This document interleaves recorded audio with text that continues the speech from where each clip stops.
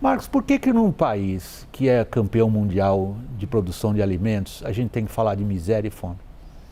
William, eu acho que aí tem, curiosamente, né, olhando longo prazo, tem algumas boas notícias do Brasil e tem outras preocupantes. A boa notícia é que a pobreza no Brasil, ela caiu muito, sobretudo com o desenvolvimento das políticas sociais que começaram no governo Fernando Henrique. Né? O Brasil já foi muito mais pobre. Né?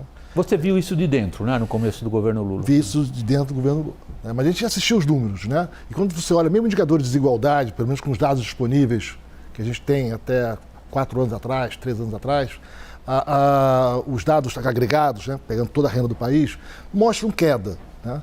As políticas sociais se tornaram muito mais efetivas no Brasil. Você massificou, né, a educação fundamental, que foi um passo importante. Agora, a má notícia é que o país cresce pouco há 40 anos.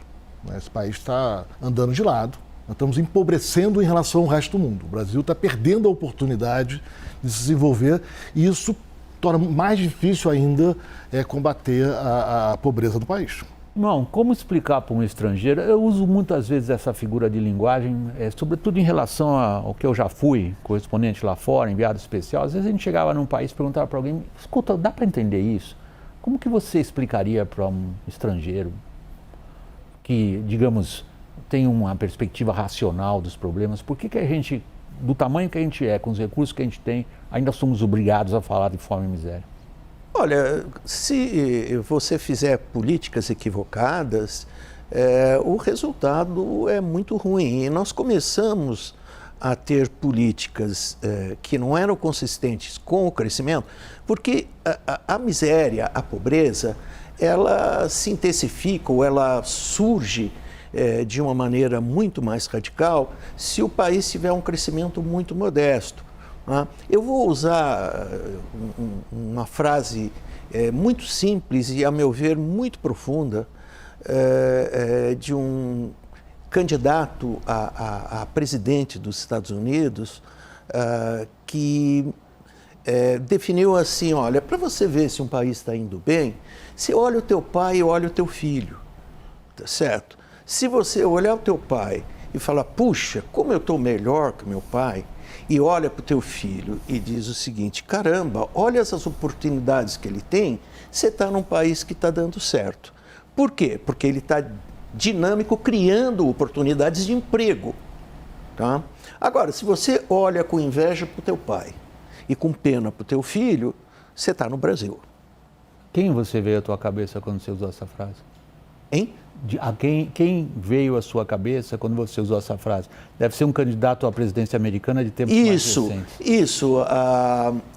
Nos anos 60, coisa de 40 anos atrás, um candidato democrata. Ali só depois do Kennedy, eu acho. Lyndon Johnson assumiu depois dele.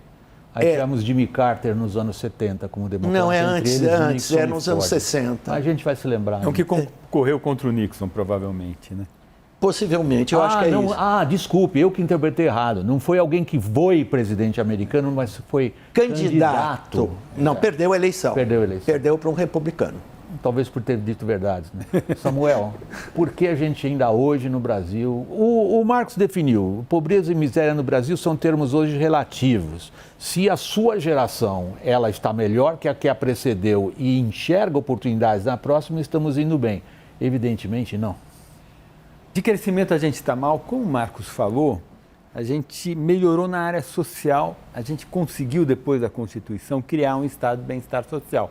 A evidência prática desse fato é que nós tivemos duas grandes crises, as duas maiores crises da nossa história, a década perdida lá dos anos 80 e a crise de 2014 a 2016, foram crises econômicas da mesma dimensão, mas a crise social na década perdida foi muito maior do que a crise social de 2014 a 2016. Porque a gente conseguiu construir um estado de bem-estar social, políticas públicas, etc. Agora, tem um problema agudo que a gente está vivendo no atual momento, que é essas notícias que a gente vê, pessoas comprando carne de pescoço, osso, coisas assim. Pé de frango. Que para um país que exporta e produz alimentos é um pouco estranho.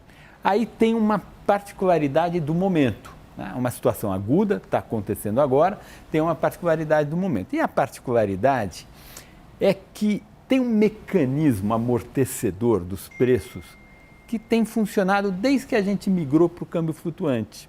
Que mecanismo é esse? Quando tem um preço de commodities que sobe, quando as commodities lá fora ficam muito caras em dólar, Que é o momento atual. que é o momento atual, o Brasil é um grande exportador de commodities. Então a gente está mais rico. Se nós estamos mais ricos, a nossa moeda fica mais forte. E vice-versa. Quando o preço das commodities no mercado internacional cai, nós ficamos mais pobres e a nossa moeda se enfraquece. Esse mecanismo equilibrador entre cotação das commodities e a nossa moeda faz com que, quando as commodities subam muito lá fora, elas não fiquem em reais muito caras, porque a nossa moeda se valoriza e compensa um pouco esse movimento.